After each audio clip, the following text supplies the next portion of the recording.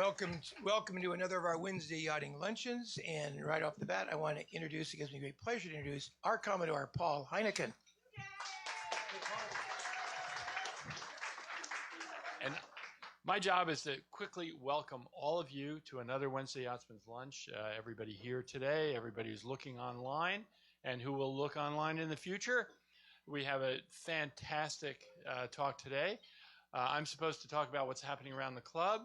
Last weekend, we had a Woody's event out here, and we had Paul Kayard sailing in a world championship in the star class in Sardinia, Puerto Cervo, Sardinia, Cervo. And he finished 6th. And meanwhile, Ron was doing twice as well at the IOD Worlds back east, where he got a 12th. So that's what's been happening around here in the yachting front. And so I'll hand this over to Matt Byers, who's going to be our host today. He's fleet captain of Loch Lomond Yacht Club, director of the Pacific Interclub Yacht Association, director of Pacific Coast Yachting Association, and historian for all these 3 organizations. So he has a lot of energy for phone and email. And thank you, Matt, for taking over today. All right, good afternoon, everybody. I'm Matthew Byers. Before we get into today's program, I'd like to talk a little bit about some upcoming Wednesday Yachtsman's Luncheons.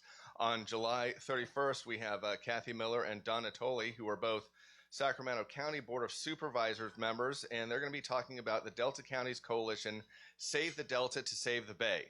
On July 24th, we have Stan Honey, who's the chairman of the World Sailing and Oceanic and Offshore Committee, with a new event for the 2024 Olympics. July 17th, we have Jennifer Bushman, founder of Route to Market, with Full Circle, the story of Jamie Mitchell, who is a world champion surfer. July 10th, we have Matt Larson with the Smithsonian Tropical Research Institute with Can Whales and Ships Coexist in the Oceans? And next week, July 3rd, Jeffrey Beaumont, who's the son of Arthur Beaumont, with An Artist Paints the Greatest Navy, and I believe Arthur Beaumont was the official artist for the Navy back in World War II. So today we have 3 great speakers. We have Jim Allan. Jim has 3 decades of experience conducting archaeological research, including historic, maritime, and prehistoric archaeological investigations. He's a member of the Register of Professional Archaeologists, and adjunct associate professor anthropology at St. Mary's College here in California, adjunct professor history at the University of Rhode Island, and co-director of the annual field school in maritime archaeology in Bermuda. Dr. Allan is a member of the National Park Service Historical Landmark Committee, a fellow member of the Explorers Club, and a recipient of the San Francisco Maritime National Park Association's 14th Annual Maritime Heritage Award. We also have Nazih Fino. Nazih is a geographical information systems expert, and he develops and manages web and mobile-based geospatial data applications and a broad range of digital mapping technologies. He's created solutions for GIS spatial analysts, 3D analysis and visualization, georeferencing, and digitizing of historic maps, modeling, and automated mapping. Geoprocessing data using Model Builder, and collecting and converting surveying data from GPS total station instrumentation for mapping purposes. And Nazih holds 2 master's degrees in archaeology and urban planning. And our third speaker, who really does need no introduction in this room, and is why I'm emceeing today instead of him, Mr. Ron Young. Over the last 62 years, Ron has sailed over 3,000 races across 4 continents. From 1983 through 2017, Ron participated in 6 America's Cup campaigns, from sail development coordinator to main sheet traveler to general manager and vice chairman. In 2018, the Pacific Interclub Yacht Association awarded Ron the Lloyd Ryland Historian of the Year trophy for producing over 700 talks on topics including the history of yachting in America, the America's Cup, and a broad range of nautical topics. Today's topic has fascinated Ron for decades. To research it, he pulled together a team of archaeologists and technologists that will be speaking today. So, with that said, let's jump in the Wayback Machine and take a trip to San Francisco in the 1800s to take a look at the birth of yacht racing on San Francisco Bay. Ron?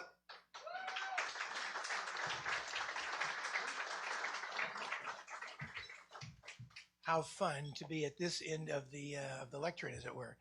I immediately have to ask for speaker's indulgence to acknowledge several of my personal heroes and dear buddies.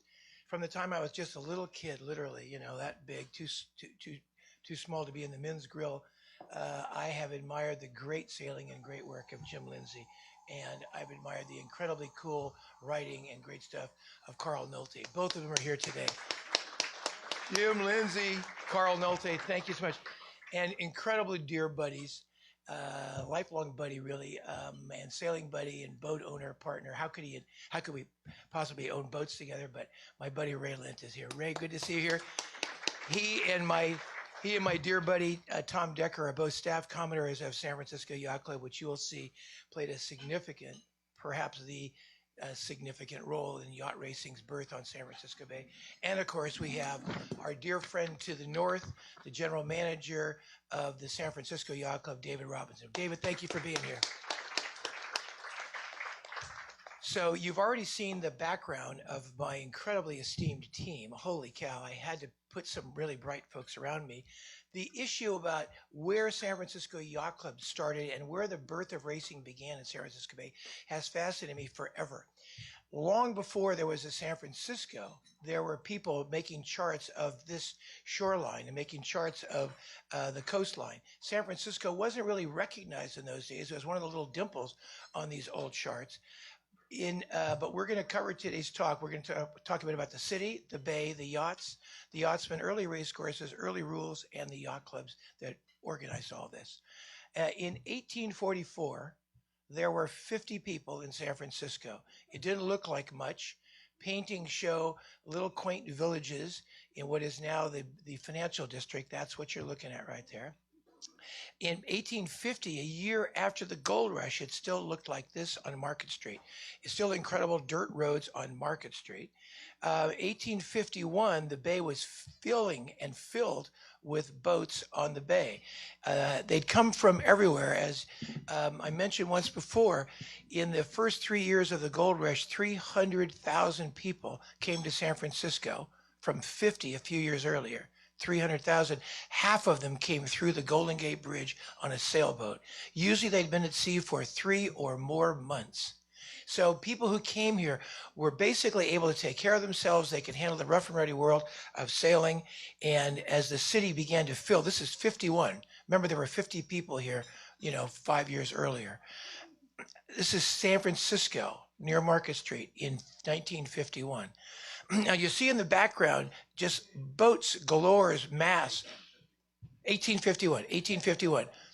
You see all the mass in the background. Many of these boats came into San Francisco, and since the visitors immediately hopped off the boat, they didn't care at all about going back. They were here to make a fortune if they could, and what they saw was the big gold rush. So now we go down to South Bay. If you go, or Mission Bay, if you go that way, south of us, and I'll show you this on many maps, you'll see it was largely undeveloped. And you see that pier way in the background there. That is something called Long Bridge. That bridge, which I'll show you in several forms, is this bridge right here. This is 1870. Look at this city. Mind you, in 44, there were 50 people here.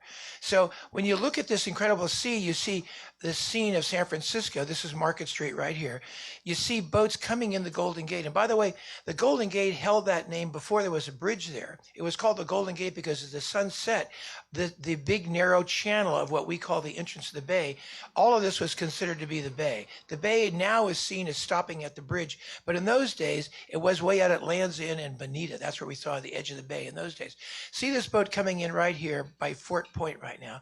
That is another big giant ship coming in those days. And just to give you a scale of what that would be like, this is a picture taken just a few months ago in April 2019. This is a square rigger coming in the bay. So take away the bridge and imagine the scene of one of these coming through our majestic Golden Gate. Back one, this is what's happening right here. So you notice that the northern waterfront, upper right-hand corner, I'm sorry, yeah, my cursor isn't showing well, but in the upper right-hand corner, thank you, Tom.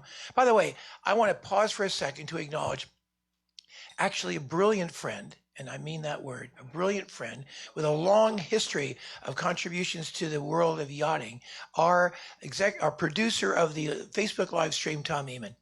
Tommy, sincerely, very gifted person. So back to what I was saying, if you see in the upper right-hand corner, that's a boat coming into, a ship coming into the bay. This is what that looked like. Imagine it's actually a full sight, a ship coming into San Francisco Bay. This was happening regularly, several times a day. And the city was welcoming these people because essentially they realized San Francisco had this great spirit of entrepreneurship. A little bit about the city. I said it goes from a sleepy village to a brawling boomtown. In 1776, it's founded by a Franciscan priest, the sixth in the California chain of missions. For the longest time, it was just a little northern outpost of Mexico, the sleepy village. In 48, gold is discovered, and by the end of 48, there's 850 people, from 50 to 850. In January of 49, literally, it jumps to 5,000 people. There was an official census, 5,000 people. By the end of the same year, 25,000 people. So 50 to 25,000 people in just a few years. By 1850, California was declared a state. We basically, the people in California wanted to become a state, and the US of A wanted this to be a state. So the population continues to soar, and people who come here have a very high appetite for making bucks and becoming rich. It's the primary motive of people to come to San Francisco. They didn't come here for the sheep. They didn't come here for the farmlands. They came here to basically make dough. Square riggers and other boats were filling the bay. By 52, the population was 36,000. Many of these square riggers were abandoned. And in fact, when I had the quest to figure out where the yacht club, the original site of yachting in San Francisco, came from, I went hunting for archaeologists ultimately. It took years to figure that I should hunt for archaeologists. And then I found a maritime archaeologist, and you'll get to hear from he and Nazih Fino in a bit. But Jim Allan is an expert at finding old square riggers, many of whom are under buildings on Montgomery Street. So he understood the graveyard of these boats that came in and got abandoned in San Francisco. By 1870, land rights and water rights were soaring, and the population was already 159,000. During that same time, a yacht club formed in 1852. Mind you, 1852. The 49ers were just 3 years earlier than this. Already a yacht club had founded, Pioneer Yacht Club. It was the first in the Bay, but it failed quickly. As the entrepreneurs would say, failed quickly. Well, it did. The first mention of sailboat racing, which I'll show you in a minute, that I found after spending tons of time in every kind of environment you can find, every archive I could find, from the Bancroft to the library in San Francisco to the museums, etc. The first mention is in 1855. In 1869, San Francisco Yacht Club was founded to create an orderly form of conduct while yacht racing. You'll see why that was needed in a moment. In 1873, the population at 160,000, San Francisco Yacht Club incorporated. They'd gone through a little hiatus. They got kicked out of their property because the railroads, who could stop a railroad, took over their space that you're going to learn about in a little bit. By 1896, the PICYA was founded, and these 5 yacht clubs were the founding yacht clubs. San Francisco Yacht Club played an inordinately large role in the founding of it. Their Commodore was basically the lead dog of all these activities at that time. By 1926, the YRA was founded so that regular yacht racing was scheduled on San Francisco Bay. And in 1927, half of the people at San Francisco Yacht Club basically broke away to form the club we are in here right now, the St. Francis Yacht Club. And it was in those days seen to be on the windy marina. Nobody really wanted to be here. You'll notice all the population, a few slides back, population was not at all around here. This was basically, empty kind of sand dunes. And then after the 1915 World's Fair, it was still not fully developed. So 1853, this is Market Street. That is to say, the diagonal going from upper right to lower left on the screen is Market Street. south of Market is largely undeveloped, and there's a very large bay, and I'm showing with my cursor. We want these dots on there because we're going to refer to them over and over again. And you see this green dot here, that means something too, okay?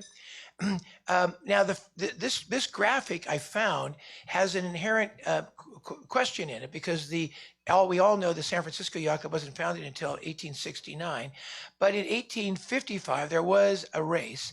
It generally was close to this course. It started right around here, sailed out to the edge of the Fort Point and back. But these were generally the way race courses started. They'd go around a stake boat, they'd go around an island, they'd go around something that was reasonably clear, you could understand where it was, and they would come back. Usually they started off the city front, down here off of, in this particular case, the Vallejo Street, often Market Street, Piers, etc. Now, in 1855, on Sunday, June 24, there was a story, or there was a yacht race, and on the Daily Alta Californian. The Daily Alta Californian was a 4-sheeter. That is to say, a front page, you open it up, a left page, a right page, you close it, the back page. 4 sheets of paper. And I've been all over the archives, and if you look at this carefully, and it's hard to read, so I summarized it here. It says there's going to be a yacht race in San Francisco Bay, and this was written on Monday, the day after the yacht race. And it said the schooner Kate Dodge was going to race against the schooner Olivia. The stakes were $1,000. Just to do the numbers, that's $29,000 in today's money. The start of the race course at 10 o'clock, the boats were going to leave their moorings, so they'd be moored at Clay Street Wharf, and they would, in the presence of a large number of spectators, they took off. They were to go around Mile Rock and back to a point, the starting point at the Clay Street Wharf. Breeze was out of the northwest, what a surprise, but it was smooth, quiet water at 10 in the morning. Again, not a surprise at 10 in the morning. And the commentary in the newspaper the next day said that the little fleet had scarcely got underway when the sailing qualities of the Olivia, one of these 2 yachts, showed themselves. However, a yacht called Alexandra, though not in the race, appeared to be a competitor to the honors of the day, and by no means was despised, but she sailed around Olivia, copped another donut around Olivia. She was so fast, she went around Olivia 2 times and goes far ahead of the Kate Dodge, but she wasn't really in the race, and so and then they say where her throat halyards broke right up here by Fort Point. She loses her throat halyards. They stop, they repair the throat halyards, get it going again. Again, they catch up with Olivia, pass her again. However, that boat's not in the race. So the Kate, now seeing that there's no chance for her, withdraws from the race. This is the early days. And so they come back. So the next day in the paper, it says a consequence of misunderstanding of the race yesterday. It turns out that the boats left their moorings, but in fact, nobody knew who won. There was $29,000 in today's money at stake, but nobody knew who won the yacht race. I mean, was this boat that won the race in the race? No. But the boat that would have otherwise won the race dropped out of the race. So who gets the $29 and who pays the $29,000? So what happens is they have another race the next day. They decide that they're going to start at 3.5 because there's more breeze then. The Kate leads the Olivia. She sails around. They go around a stake boat so close, and they're changing the lead position at this point, that the writers say you could have jumped from the boat taking the lead to the stake boat. You could have jumped off it 2 feet away, because it's a really, really tightly contested race. And they go racing down, and in fact, the Kate wins the race because she is the faster boat. So she gets the bucks. But this leaves a kind of a funny flavor in everybody's mind. You bet $29,000. You don't know if you won. You got to have another race again to see who does win. It's on a Monday, so nobody's watching. Everybody's at work doing what they're doing. Things are getting a little messed up. So back to our graphic of Mission Bay. Now watch this. This is in 1861, okay? The Yacht Club hasn't founded yet, but in 1861, that original line that I showed you that Nazih was good enough to put on Mission Bay, there's a bunch of other blocks of property here. Are those property? No, those are water lots. San Francisco is in the midst of a huge land and economic boom, and people are selling spots on the water. They're saying out here for 100 feet and over there for 100 feet and back here, that's mine. And I paid umpteen dollars for it. And so water lots are beginning to fill up. Then this is what that same bird's eye view looks like in 68. You see Long Bridge is right here. Here's Mission Bay. Here is the Market Street coming from the middle of the screen, upper right like that. So it looks like that. Here's a big view of all of the peninsula from San Bruno north. You'll see Mission Bay is in the upper right-hand corner. My cursor is circling the upper right-hand corner up there. So what happens is a group of avid yachtsmen in 1869, in order to form a more orderly and monitored Corinthian form of conduct, they form the San Francisco Yacht Club. Horace Platt, Eckley, Moody, Ogden, and Tucker. Each of these guys would play, as you can see, a very significant role in yachting in the area. They found a yacht club, and their purpose is to stop the confusion on whose $29,000 that prize money was. Because I can tell you, having looked at all kinds of records, that same scenario played again over and over. Somebody bet $25,000 a year later, the same thing. They didn't know who won. And did he go around those stake boat? No, you were just supposed to come around the stake boat in the island. No, he went around the stake boat. He didn't go around the stake boat in the island. There were no marks like we now have, and there were no judges on land, on water. Generally, there were just people in the stake boat. And the people in the stake boat would occasionally have a friend in the race. Who won that $29,000? So back to our chart, we zoom in and we see that square there. And that square is going to be important. Then we zoom in closer. Now, as it turns out, even though in 1869, there's no real land right here. This is all a bay, and it's a kind of a laid back bay, but there's this bridge here. It's called Long Bridge. And Long Bridge, remember, the railroads are happening in America at this time, and California is now connected. And so what happens is, this bridge right here, there's a wharf called Hobbs Wharf, and this wharf we're going to see a bit in a moment. I'm going to take you an aerial drone shot of this wharf today. And so this wharf forms out here, and right on that intersection, something happens. This is, in fact, that intersection on a bigger picture of the bay. And this is a sequence of the 1869 first clubhouse, which is that location I showed you a minute ago where we had a 1. There's land there now. That's the first clubhouse. It happens at the intersection of Long Bridge and Hobbs Wharf. And then secondly, when the club gets kicked out of there because the railroad wants their property back because the railroads are coming, and soon enough that's going to be actually a street, which we'll see in a minute. So they move to a meeting location on Montgomery Street. Then they move to multiple other meeting locations through the 74-5-6 lane on Clay Street. And in 77, they get their second clubhouse on Sausalito. So location number 4. And then in 1927, they moved to their 5th location at the same time St. Francis moves here. So 5 location for San Francisco Yacht Club and the location 6 for the founding of this club. Now, why all this is happening is illustrated by this graphic. The green bars represent the number of people who came that year. And I don't show every year. I just show every 10 years how many people came in that particular year. And this is the total population of San Francisco. So we're looking at a real genuine boomtown. While there's a boomtown happening here, people who are getting, who are making money, who have gold, and who are basically playing in the dance halls in San Francisco and the other kinds of halls in San Francisco, many of them are buying, building, and betting on boats. And in these boats that they're out racing, they're betting real big money like we talked about. However, what's happening in this picture? What's happening with the boat on the right? He's on starboard tack. We know that to be starboard tack. Starboard tack, the guy in the close-up, he says, what's that? I don't know what starboard tack is, but if he doesn't move, and he probably didn't move fast enough, this bowsprit, if you just move forward, goes through and strafes the right side of this boat. This guy in front, far picture, he's basically far enough away. You can see him. He's holding course or bearing away. He's safe. These people, if you could look closely, they're literally scampering in the cockpit, moving because they're about to be collided on by this boat. Now, we know this boat has sailing rights. We know it has sailing rights, but in 56 and 57 and 69, nobody else knew that. The rules were being established by yacht clubs. Now, there's a difference between racing on the bay and yachts and the felugas. The felugas were boats that raced on the bay, but they were boats that were fishing boats. Felugas, you make money. Yachts, you probably spend money. There is a difference.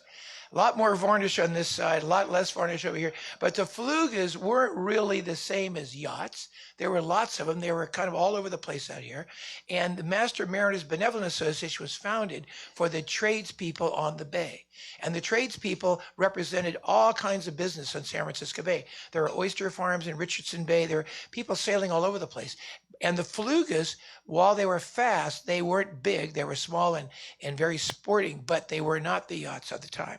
So to help us understand more about the timeline, this takes us from 1844, where Yerba Buena. What's Yerba Buena? You see, in 1844, there was no San Francisco. The name of San Francisco in 1844 was Yerba Buena. It had not yet changed its name from Yerba Buena, which would later be named the island. It was still called Yerba Buena. It wasn't yet San Francisco. The first record of racing on the bay, ad hoc scrub races around islands, betting purses, up to and beyond $10,000. I have record of a $25,000 bet. In 1857, we began to have starting cannons, tables and distances. They began to say how long the boat was compared to the distance. You had early handicaps, signal codes on land where you'd be able to talk to people from land onto the water. The race is about to start, the 5 minutes, etc. Stake boats. Then in 1860, we have race committees, defined rules, sheets of paper which are beginning to lay out rules, Starboard Tack being the principal of them. Now remember, in 1851, the Yacht America had gone to England and come back a winner with real modern technology. San Francisco had a bit of a chip on its shoulder, wanting to be kind of like what was going on over there in the New York side. And the people who founded San Francisco Yacht Club deliberately said they wanted a Corinthian form of yachting. They wanted respect from the rest of the world. They thought their people and boats were fast, but they didn't feel like they were commanding enough respect. In 1869, San Francisco Yacht Club founds off of Long Wharf with 115 members, etc. And it's to create an orderly form of conduct. PICOA comes along in 1995. There are 5 founding clubs. St. Francis is founded in 96 to avoid the ferry wakes. When you went over to San Francisco Yacht Club by ferry, there was no bridge. You took a ferry over there, you were creating an upsetting environment for people trying to have what would be cocktails, drinks, dinner, whatever it is, on their boats anchored off of the San Francisco Yacht Club, which is now where the Undine is. And so the previous site here of the Pan Pacific Exposition was picked by, guess who? When the club broke in half, one of the members of this renegade crowd was named Hiram Johnson Jr. If the name rings a bell, it's because Hiram Johnson was at that time conveniently governor of the state of California. So he persuades somebody in the city of San Francisco to accept from the state of California the tract of land we are on to the end of the spit, which didn't go as far in those days, went down to the lighthouse here. And that piece of land is given to the city of San Francisco on the condition that it be leased for nautical and navigational purposes.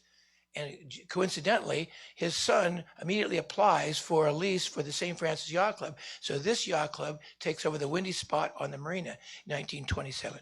In 28, the YRA is formed for regular racing. Now let's go back to our site here. This is Mission Bay again. Here's Long Bridge. Here is Hobbs Wharf sticking out there. This is that picture. I put that green dot there at the intersection of Hobbs Wharf and Long Bridge. This is a photograph looking south on Long Bridge. We're looking southbound down this long bridge. Mind you, there's water on the far left where these buildings are, and out to the left is a pier, Hobbs Wharf. Okay, it's got lots of names, but Hobbs Wharf's the one we'll use for consistency here. So Hobbs Wharf goes off to the east, off to my left, as you will. And then over to the right is this Mission Bay. And people are having races outside here, way outside to the east of this long bridge. And the races were getting attention, and people in early photography were taking pictures of them. And this is one from, generally the most common time for races was in July. July 4th was a big celebration, the 4th and the 5th. People often had very big races. The biggest race of the year was usually July 4th and July 5th. Crowds of people would get on the shoreline to watch the races. And this is all east of that long bridge, outside of what would be Mission Bay. In 1877, we begin to see the codification of rules, and you see a constitution and bylaws and sailing regulations. So people by this time, 1877, are writing down all kinds of rules and regulations to regulate the activities. Race courses are beginning to be plotted on a chart where people can look at it in advance, agree, by observing this in advance, this is going to be the race course. They learn about it, weeks in advance. This particular page was printed in an annual directory. No question what the race course was. Everybody who's got the directory sees the race course. And people are racing on the bay all through the 70s and 80s. It's a very fun activity, but it's not like the Flugas. People who are yachtsmen feel like they have to, remember, they're spending money. They're not making money with their boats. So they look much more like this. The social calendars get to be very full. The Pacific Inter Club Yacht, not yachting, but Yacht Association is formed in 96. You'll notice San Francisco Yacht Club plays a big role. Now, why do I keep mentioning San Francisco Yacht Club? It's important when you're a kid to recognize the accomplishments of your dad. And it's important when you're a dad to recognize the accomplishments of your kid. It's a win-win, ladies and gentlemen. It is a win-win for us to have a harmonious relationship with our dad and for them to have a harmonious relationship with their kid. We are essentially the descendants of the pioneers of yacht racing on San Francisco Bay. Now, you've heard of opening day. Well, opening day really happened as they would open the bridge to get onto Belvedere Island and what is now Beach Road. This bridge here was on Beach Road, and you can see this opening still memorialized when you go across from the mainland of Tiburon over to San Francisco Yacht Club, which is over here now. And this opening of the bridge would allow boats that had been wintering inside the sheltered lagoon. The biggest wind in the winter around here is the sou'wester. Belvedere offers perfect shelter from a sou'wester. It's this north-south island. So people would be in what is now the lagoon. Dave Allan and his father built the lagoon on this real cheap, pretty much junky area. It was a swampy-like area. And they'd open this and people would come out for yachting opening day. This opening the bridge was why they called it opening day. There were very, very big, this is 1900 in Sausalito, the San Francisco Yacht Club. And if you read all about this, the activity was incredibly full. I mean, we've all heard about and sent our kids off to debutante balls. Well, guess what? The yacht club was a site of such activities. Remember, still, advances technologically were still happening on the water. People were amazed by steamboats, which would go up and down rivers, and they were amazed by the clipper ships were just 15, 20 years in the past that were, getting huge passages from around the world. Look at this sailing calendar. This is April 11th, opening day. This is April 25th, April 15th, April 21st, April 27th, April 29th, May 1st, May 5th. This is the sailing program. This is the second half of the season of the sailing program. So the social life in the yacht clubs was rivaled the social life anywhere else in San Francisco. And in fact, they were very significant social environments. The directories or listing of members was a prestigious place to be. We've all got our directories now. There were directories in San Francisco in those days. And as my dear archaeologist, talented archaeologist buddy, Jim Allan has shown me over the time, when you read the directories of yacht clubs back then, you read about the who's who in the society of the time, and you would read the directory of the city, and it was kind of like a yearbook of what was happening in San Francisco or wherever the directory was. We're familiar with phone book directories, some of us who are old enough to remember them, back when you dialed a number as opposed to touched your friend's name in your directory. But in those days, the directories existed before there were phones, because in reality, the directories were the listing of who's who in the city, and they were mirrored in the directories of the yacht clubs. Big trophies went out for yacht racing in those days. Big, beautiful trophies that were, they were big, tall, silver things. People would spend lots of money on their boats and bet lots of money on their boats, take it seriously. And yachting was forming as a sport. Remember, the first yachts people were really in 1640 in the Netherlands. The British court took a liking to it, and yachting started in the later part of the 1600s. By this time, 200 years later, it was a genuine, legitimate form of sport. And you see it being compared with, and in this case, people are playing baseball or sailing, etc. The racing on San Francisco Bay has not been like the racing on Long Island Sound. There are very few scenes like this on Long Island Sound. I just came back from Marblehead. There are no scenes on Marblehead of boats heeling over like this in San Francisco Bay. So we had to pay lots and lots of attention to what was happening on San Francisco Bay's racing scene, because it was actually kind of dangerous.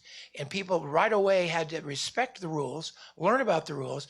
And and the first yacht club to put up these rules, San Francisco Yacht Club, was given lots and lots of respect for being the principal organizers. Now back to our map. What's happening by 1905? Remember this long bridge here? Now there's railroad tracks going up and down Long Bridge. What used to be a clubhouse on the water with water on either side of it is no longer a clubhouse on the water. There's land all around it. Now let's take a look at 1911. Holy cow, the whole city is filling up like crazy. And you take a look at that place where the clubhouse originally was is long since gone. Now here's a picture in 1927. Now here's a picture in 2019. That same dot is right there. Now we take a look at that same dot right now. Ballpark is right here. This is Giants Ballpark, upper right, very top, the upper right hand corner is the ballpark. This is the 3rd Street Canal, and below it, this, you see that green dot on the right side of the picture. That was the site of San Francisco Yacht Club. Now this is a view, for a good reason, looking down what would have been Hobbs Wharf. If you look westward down this green grass, stretch of grass, the edge is the southern edge of this green stretch of grass is called Mission Bay Boulevard South, and the north edge of the grass is called Mission Bay Boulevard North. And if you go down that green stretch, going in this picture from right to left, so in this picture, east is to the right, and west is to the left, and south is down, and north is up. And you see that square right there? That square is exactly where the first clubhouse for the San Francisco Yacht Club, the first, the oldest yacht club on the Pacific, takes place. Now you see I have a little link right here. It says first. So if I touch this link, we will see. It looks like it's playing. Internet crashed, but we'll see if it plays. It seems to be running here, Tommy. Can you show the image? Of my screen, because I'm looking at it on my screen right here. Give me my screen. Yeah, okay, hold it. Command F1, yes. Here we go. Great. Here we go. Here we go. So we're at the eastern edge of Hobbs Wharf.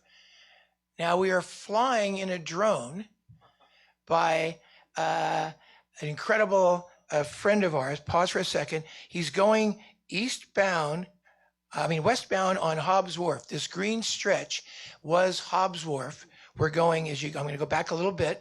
We're going westward on it. We're heading westward. And as we go down on Hobbs Wharf, on the left side, we now have buildings. There was water. All this whole left area to the left was outside of Mission Bay, and all this to the right was Mission Bay. It was water on both sides of this wharf. All to the right was open Mission Bay, and boats were racing and sailing and anchored out here, and fewer boats were anchored on the right side, which is now land. Nobody who goes there now, as we have, many of us have visited here lately as we prepared for this talk, you have no idea that this was basically Mission Bay. So continuing our fly through, this is a drone flying down westward on the wharf. And as you get down to this street, from right to left, that car is traveling southbound on what was Long Bridge. 150 years ago, that was Long Bridge, heading south from right to left. That car would have been driving along what is now 3rd Street, but what was then Long Bridge. And they're going southbound. So this old bridge ultimately leads way to 3rd Street, and Hobbs Wharf leads to this green stretch of grass with a boulevard, small one on north and south of it. And as we continue along here, wait a second, there is a group forming at what would have been the front door to the San Francisco Yacht Club, because right in the square right behind them, kind of marked conveniently by these white patches, that's exactly the site. How do we know this? because we have brilliant team members like Nazih Fino. Nazih, hand up, please. Nazih Fino has located the exact spots with a geographic location system that we can use centuries back. That's exactly where it was. And so as we continue along here, we have gathered the Commodore of the San Francisco Yacht Club. We have the guy who wrote the history book to your left, Peter Engler, a fourth generation member of San Francisco Yacht Club and a 61-year member of San Francisco Yacht Club and on the historic committee, Nazih Fino and Jim Allan and this other guy standing over here. They're all raising a glass. They're all raising a glass to smile at 150 years of racing on San Francisco Bay. Now, Tommy, if I can go back to here. So here we go. On the Sesquicentennial, there'll be a test later, the Sesquicentennial of the beginning of racing on San Francisco Bay, the Commodore leads this motley crew. And you see, I go 1869, 2019, 150 years of racing on the Bay, toasting 150 years of racing on San Francisco Bay. So that's it, folks. How fun. Now, you have lots of questions, and if we could ask Jim Allan and Nazih Fino to join me up here, we'll ask the historian of the PICYA and the Pacific Coast Yachting Association to come in, Matt Byers, to ask us any questions, and you are welcome to ask questions as well.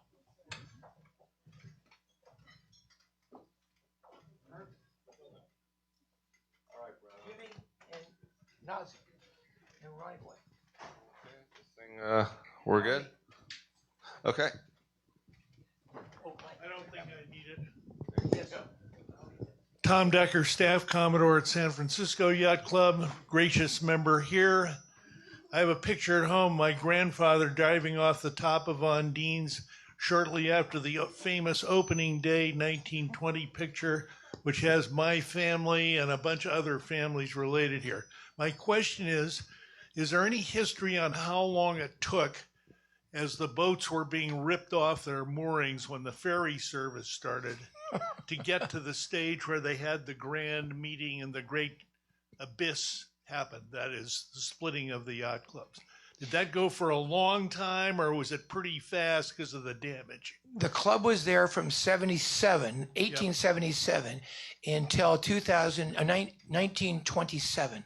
So the length of time from 77 to 27, and what's that, 50 years or so.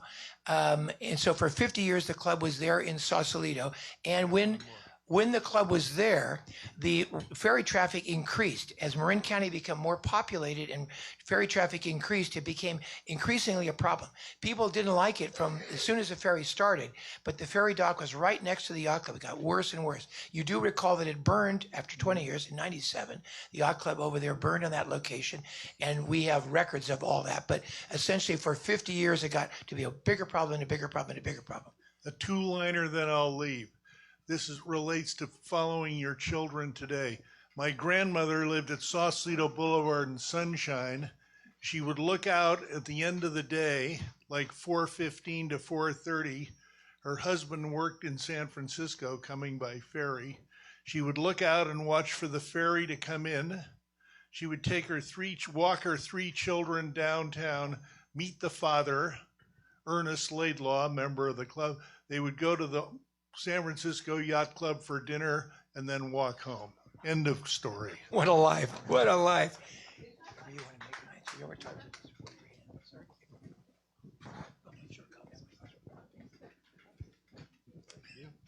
Okay, Nazih, I actually have an interesting question for you.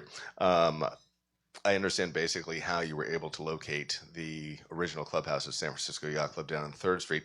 But if you could get into a little more detail, there weren't any satellite pictures, there weren't any aerial pictures back then. What did you use to find it? Was it marked on old maps? How could you get into a little more detail as to how you came to find that the San Francisco Yacht Club Clubhouse was on that exact spot down to the inch. Yes. So basically, I used the 1853 map, which is a U.S. Coast map.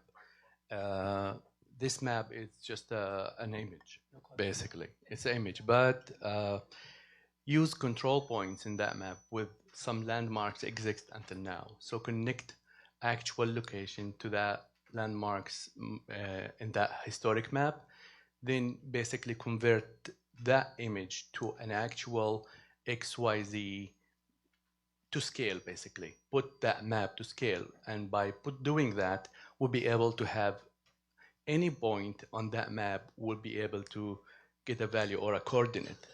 So basically linked an image to actual location using control points exist in that time, mapped in that time and exist until now. And that's how I linked the map together. Very good. Yep. Jim, you had something to that? Talk a little bit how you pick the control points and stuff like that. Get close to the mic. I'm trying to. How do you find control points? Well, Piers and things like that, and any bay, Mission Bay. Yeah, there's, for example, Rincon Hills, we were mentioned earlier.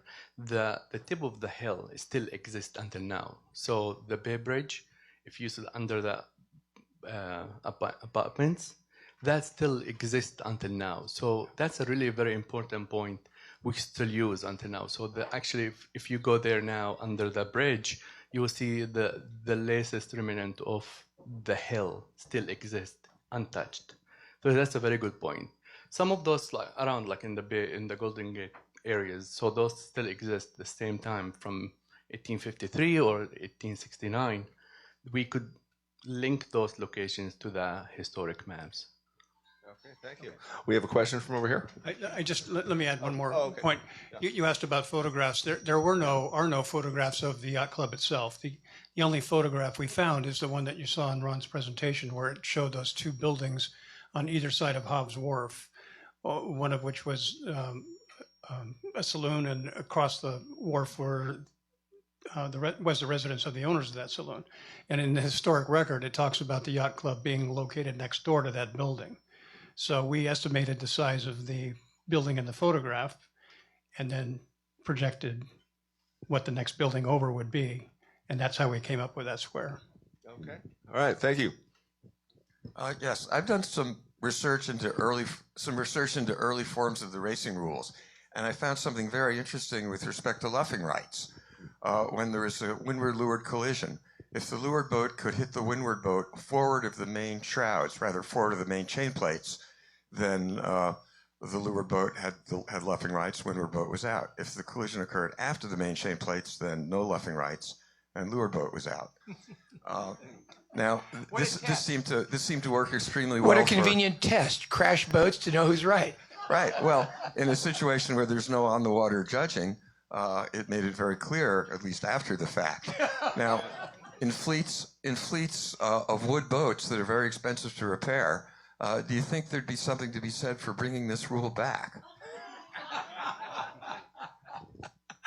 I think it's a really great rule. As a guy with an 82-year-old wooden boat with lots of varnish on it, as my neighbor Tom Decker could say, yes, I'd like people to not come close to us.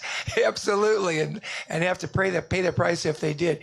I'm not in favor of all this haggling on the water, as many of you know. Do not fly red flags of protest, but actually follow those old rules which say you shouldn't hit boats into each other, no matter what. I love that old rule. Tom Decker says he looks at the chain plates on my boat, youngster, every time I come in. He and I are neighbors at San Francisco Yacht Club. More questions from the audience?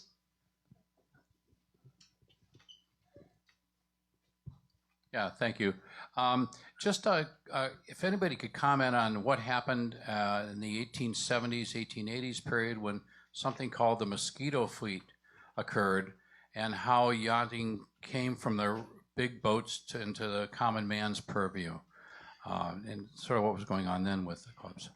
So the mosquito fleet, Dan, and I'm not surprised Dan would ask a good question like this. A mosquito fleet was very active in San Francisco Bay, and its closest counterpart in the trade side was the Felugas, and they raced back and forth a lot. The mosquitoes were little small boats, the equivalent of our little, bear boats and Cal 20s and this stuff these days, and they were very actively raced. They were raced actively, but you didn't notice the commodores or the leadership of the clubs having those kinds of boats. The leaders were tending to be a little more higher brow and bigger yachts. In fact, there are lots of 70-foot. It's amazing to think about how old the technology was, but big 70, 60, 80-foot boats in those days. And they generally were the people who were running the clubs. Mosquito fleets did exist, and they were big around here. The mantle went from San Francisco Yacht Club, then over to Corinthian. At the turn of the century, 1890 and early 1900s, the Corinthian Yacht Club was pretty much the premier yachting club in terms of racing in the Bay. And if you look back at all the records, lots of racing is happening around Corinthian. But the mantle got passed from location to location to location. And by that time, it was Corinthian that was kind of the hottest club on the Bay. Yeah, something for you, Ron. Something you talked about was the felucca racing and the workboat racing back in the 1800s, especially the annual 4th of July race. Now, that was pretty much handled back then by the Master Mariners Benevolent Association, which is still in existence to this day. Actually, it was reorganized in the 1960s. And now Master Mariners pretty much is a yacht club consisting of classic yachts. But what was Master Mariners back in the 1800s and the difference between Master Mariners and a yacht club? Yeah, the Master Mariners Benevolent Association was, as you said, something a cross between a union and a trade fraternity like a Lions Club and so on. And the Felugas were a part of that. They were the biggest part of that. And my boat, Youngster, which is 82 years old, actually belongs to both. You know, I'm a member of a couple of clubs, 3 clubs, and I'm a member of the Master Mariner in a way to kind of tip a hat to the old tradition of the Master Mariners Benevolent Association, which is a wonderful organization founded in 1867. And they did have racing. It wasn't the same as the YCs. We're speaking at a YC, so I talked more about the YCs. But the mosquitoes were the equivalent of the Felugas, the yachting equivalent of Felugas. Dr. Heineken. When did marinas, as we know them now around the Bay, begin to develop? I assume all the big yachts were on moorings, but when did that happen? So it depended on the yacht club, but you remember that in 1915, the World's Fair was here, and the first marina was made right here with Stone Boatyard being right over there. And Instanell had a marina to begin with, but you're correct. The technology was such that the people had wharfs more than they had floats, and people stayed on anchor. And so when San Francisco Yacht Club was founded or moved in 1927, there was a while before the marina started up, and that was a significant advance by the San Francisco Yacht Club to create a marina and with its own breakwater and wall and all the rest of that stuff.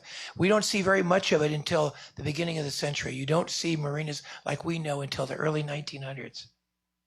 On that same subject, something I remember seeing in the history book for the Marin Yacht Club in San Rafael, when they were first started in 1929, there was a story about the new Marin Yacht Club being built, and it was described as a new way to dock your boats with docks similar to parking stalls for cars.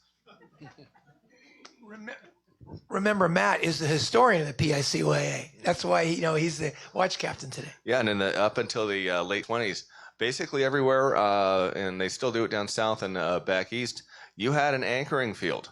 Everybody in the wintertime, they were anchored out in Belvedere Cove for the winter, or they went up to the turning basin in San Rafael and anchored out. There was no such thing as a marina like we have it now. That didn't start coming around until the late 20s.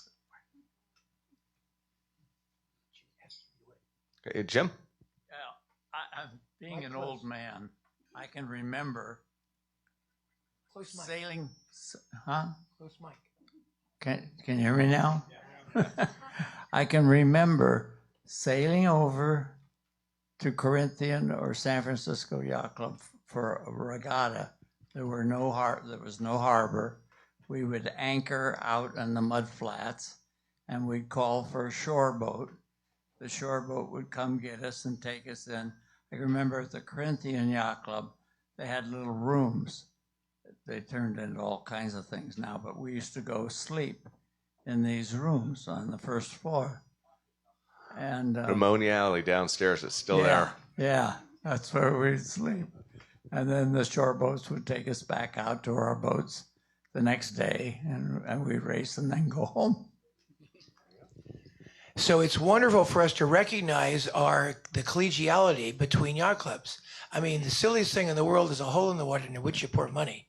So when you see somebody who belongs to a yacht club, another yacht club, different than your own, I think the natural tendency we should have is to have empathy and feel sorry for them. To recognize they, like you, are suffering with the affliction and addiction of yachting. Corinthian Yacht Club, yeah, that was fantastic. Remember what was swimming around in the water out there too? Who remembers what was swimming around in the cove?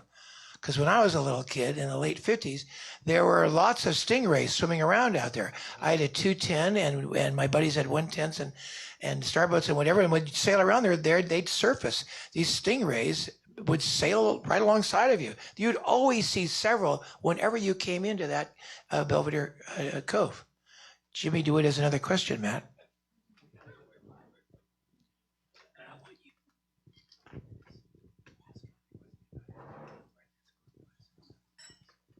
I used to come over here. My dad ran all the races upstairs, and he knew every boat on the bay.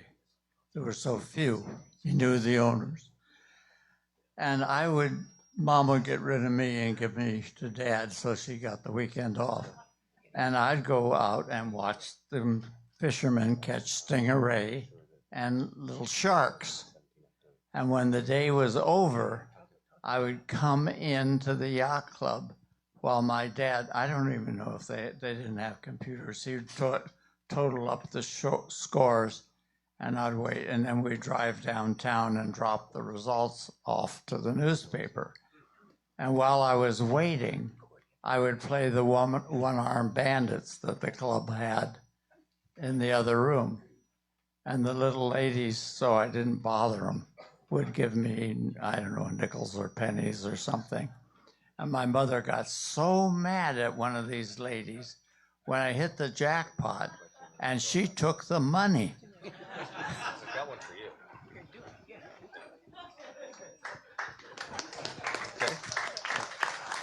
Okay. Nazih, I have another question for you. It's like you discussed earlier on how you found where the building was and so forth, and how can you be 110% sure that is right where it was? And Well, there's nothing like 100%, but but very, very, very close. I'll say maybe 99.9. Okay. Yeah, it's really the accuracy of the original map, which is the 1853 map. I think I'm not sure if we could review that map. It's really very accurate for two reasons. We did a lot of excavations, and we collected a lot of GPS data and match it with the coastline that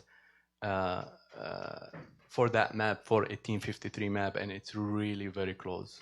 So for that, I'll say I'm very confident of the accuracy of the historic maps, some of the historic maps.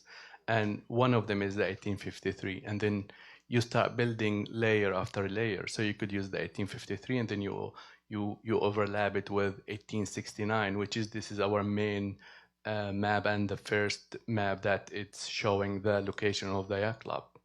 So you just build a layer after layer, and then the confidence will be increased. Okay, That's how it goes. Jim, I've got one for you since you're a resident archaeologist here. Financial District is known for buried ships. How many ships are out there sitting under those skyscrapers downtown? I think probably 15 to 20 still. Maybe 20 is a little high. But there's a good chance that we're going to find more as more building goes on and excavations get deeper. Okay, and where the Transamerica Pyramid sits, that sits right in it today. That used to be the beach, correct? It's pretty close, yeah. I'm trying to... First Street was the edge of the cove and curved around. Mm-hmm. Just can't put the pyramid relative to First Street. I think it's east of First Street, isn't it? Mm-mm.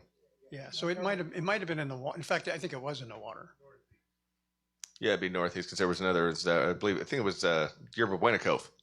Yes. Is where the Yeah. is where the financial district is now, correct? Right, and that's Mission correct. Bay is down Soma. Yes. Yeah, I was talking about the Yerba Buena Cove. Okay. Yeah. All right. We found a ship at the corner of the Embarcadero and Market. We found one at Folsom and Spear. The one at Market Street's still there. In fact, when you are taking Muni to the ballpark, you go right through it. The one that we found at 300 Spear is in a warehouse south of the ballpark. It's actually the only ship that's ever been recovered that we've found. Most of them were either destroyed or built over. They remain in place. How deep are they? They are about 40 feet below the surface, 40 to 50 feet.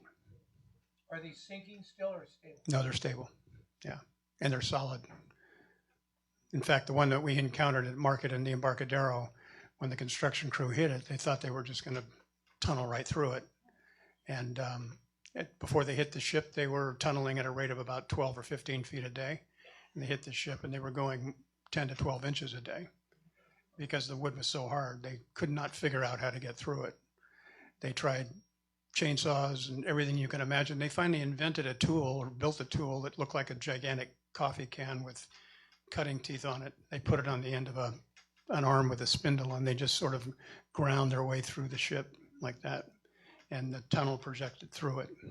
So the tunnel goes through the bow, and the rest of the ship's still in place.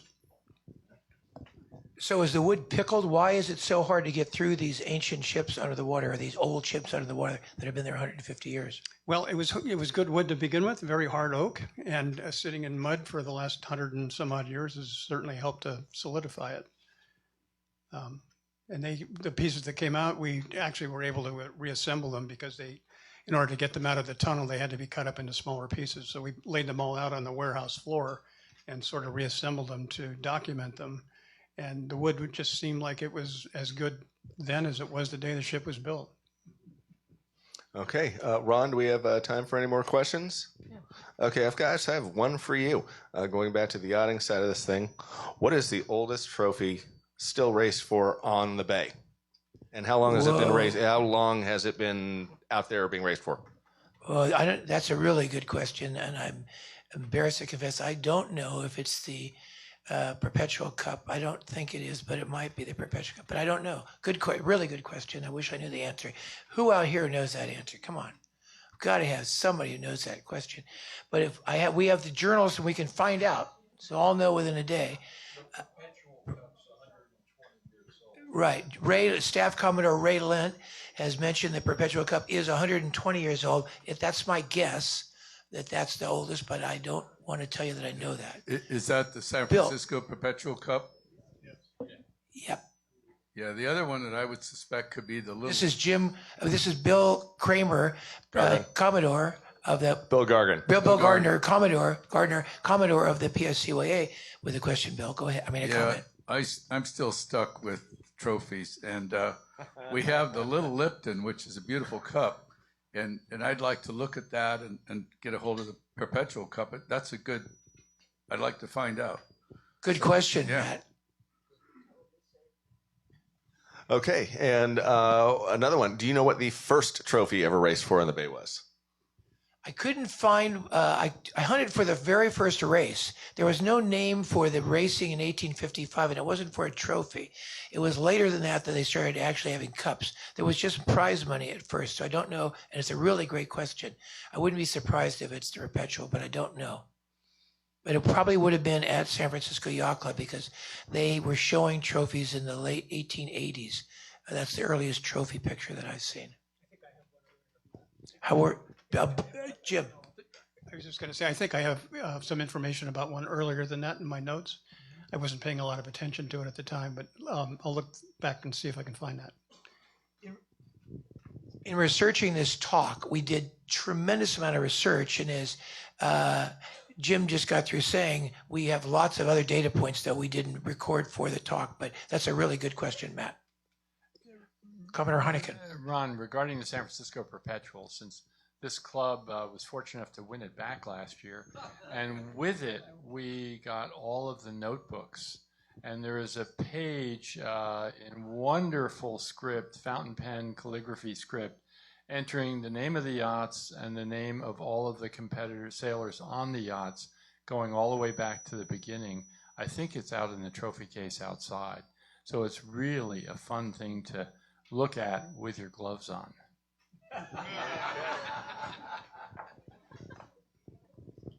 All right. Do we have any one more question from the audience?